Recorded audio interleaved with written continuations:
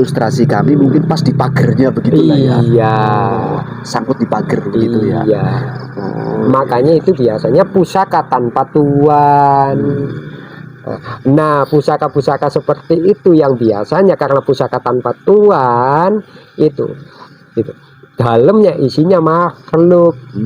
Iya ya. Begitu. Itu. Jadi kalau pusaka yang isinya jin bukan dari alam jin lagi Ageng. Begitu. Jadi logikanya kalau pusaka itu di alam jin dan buatan jin, kok ya yang punya jin yang di dalamnya jin ini bagaimana ini? Jin yang tinggal di alam jin dengan jin yang tinggal di suatu benda, kastanya beda. Nah, kalau kebuatan alam itu isinya bukan manusia dan isinya bukan jin. Karena terbuat dari alam ya isinya kekuatan alam dia, Geng.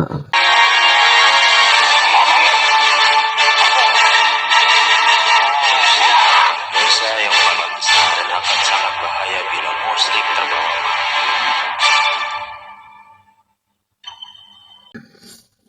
Sedikit akan saya lanjut obrolan Kilurah, menambahkan ya suasana pertemuan ini supaya makin akrab dan remakat tentunya. Nah, di alam kami bangsa manusia di era kekinian Kilurah, banyak mungkin saudara-saudara kami yang penasaran apakah betul atau bagaimana sih sebetulnya di alam gaib. Konotasi yang dimaksud itu mungkin alam jin begitu ya.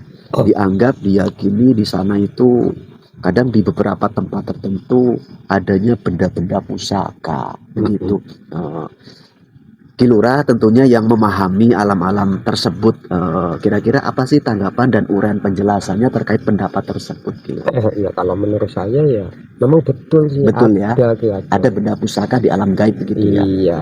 Walaupun mohon maaf, mungkin ada juga beberapa praktek yang ada keterkaitan dengan hal seperti itu, maksudnya untuk membuktikan keberadaan benda gaib itu mungkin sifatnya agak sedikit rekayasa, itu kan di luar jangkauan saya. Iya. Tapi ini untuk mengatakan betul ada atau tidak ya ada. Ya logikanya begini. Iya.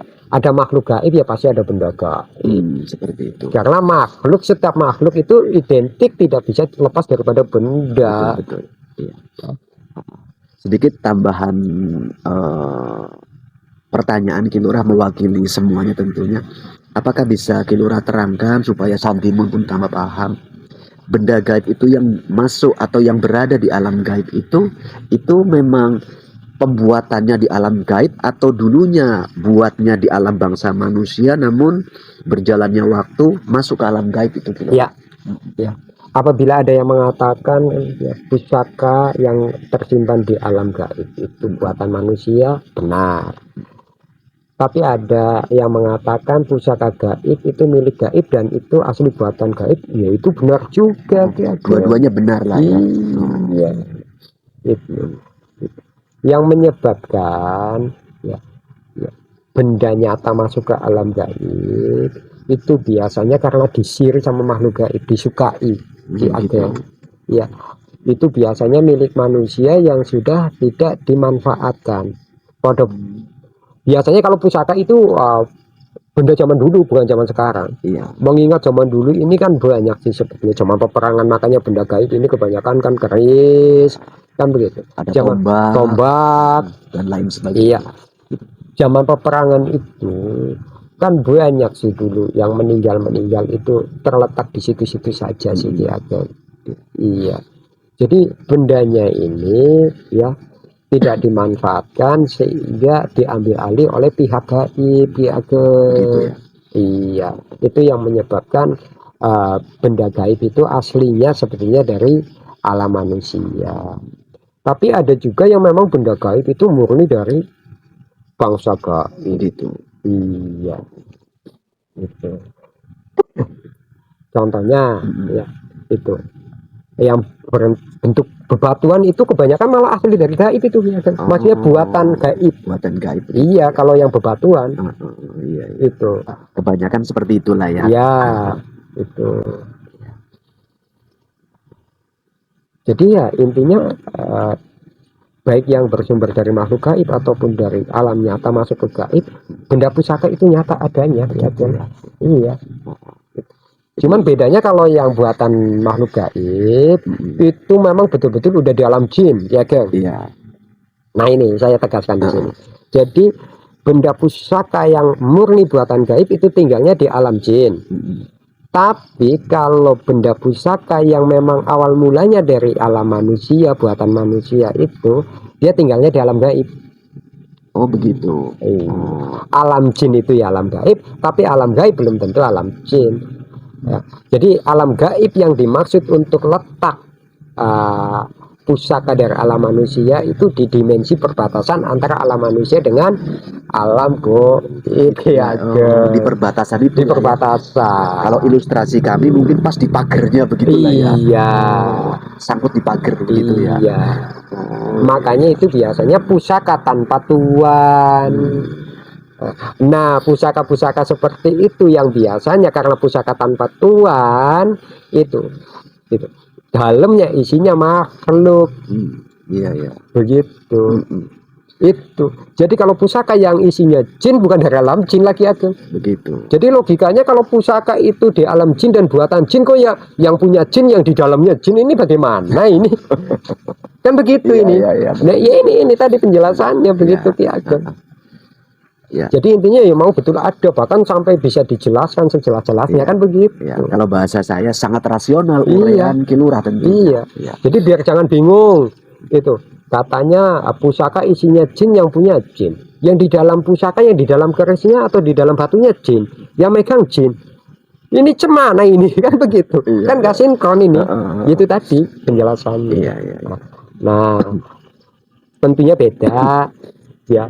Jin yang tinggal di alam jin dengan jin yang tinggal di suatu benda, kastanya beda begitu. Iya, itu Terkait 2 poin tadi Ki Lurah, kastanya berbeda.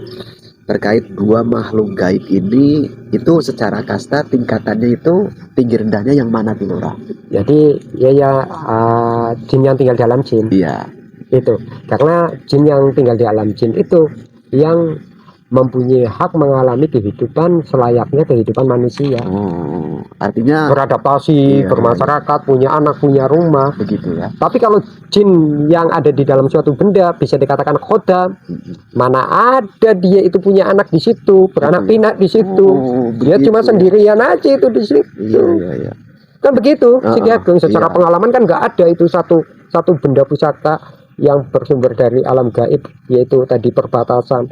Ya, jinnya di dalam pusaka, ya itu isinya 5, anaknya, istrinya, bapaknya kan nggak ada. Iya, betul. Ya inilah penjelasannya.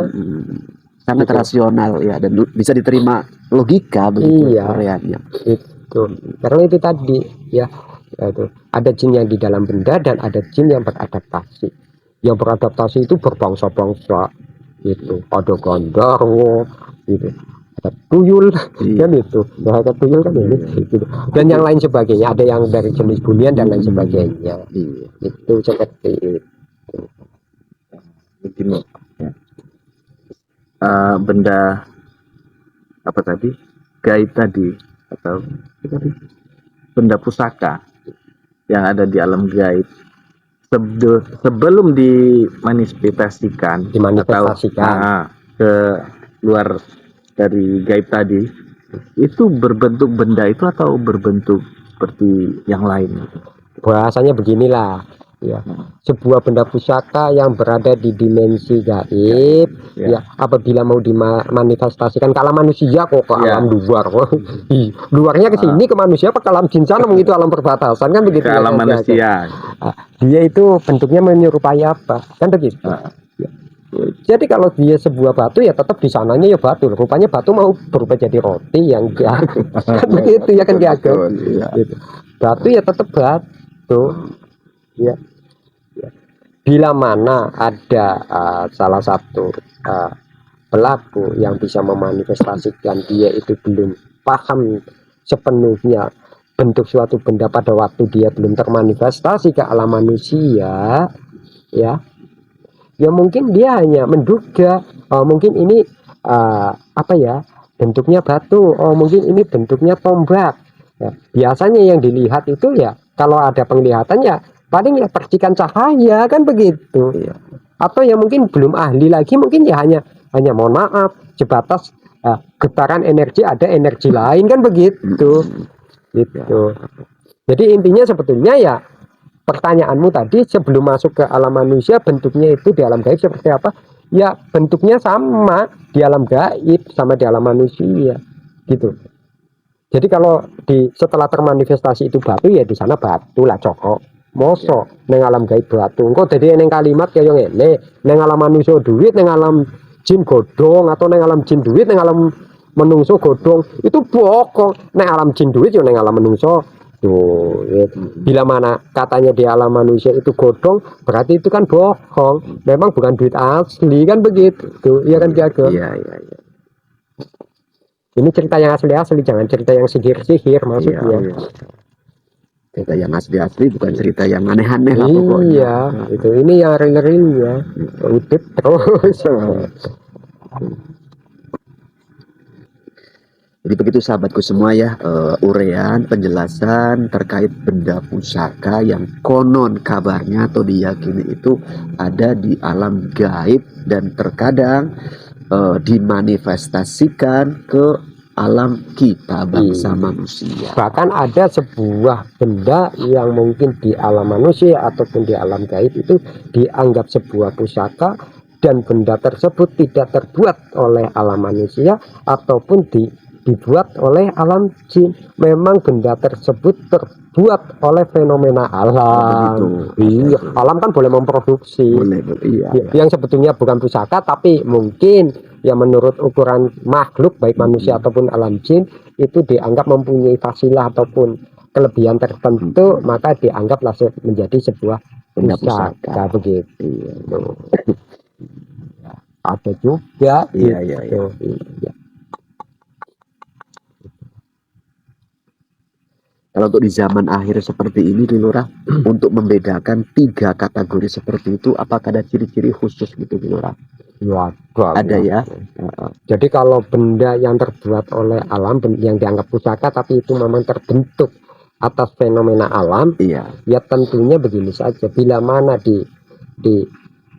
ditemukan dengan sudut pandang pemikiran kita manusia tidak sanggup membuatnya, bisa dipastikan itu Alam pembuatnya. Iya, karena yang bisa dibuat oleh manusia bisa dibuat jin.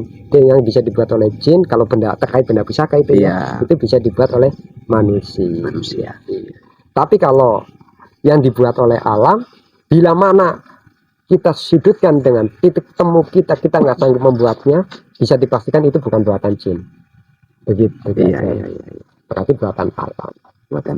Iya. Terbentuk dengan sendiri. Nah, kalau buatan alam itu isinya bukan manusia dan isinya bukan jin. Karena terbuat dari alam ya isinya kekuatan alam dia Energi alam. Iya. Gitu loh. Jelas ya. Tapi kalau di dimensi perbatasan isinya jin dipakai oleh manusia gitu.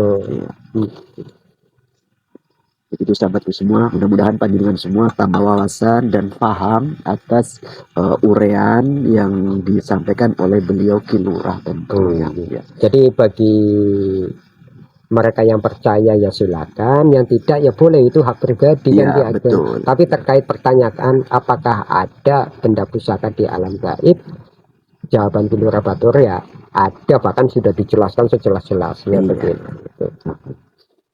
Sedikit obrolan dari saya agak berbeda nih Ki Lurah. Boleh, Beda ya, poinnya supaya panjenengan semua penonton sahabat pecinta Kelana Masa ataupun Gus Iman Family ini tambah wawasan versi Ki Lurah Batur tentunya. Terima kasih Gus Iman, semoga channel makin percaya. Terima kasih Gus Iman atas souvenirnya.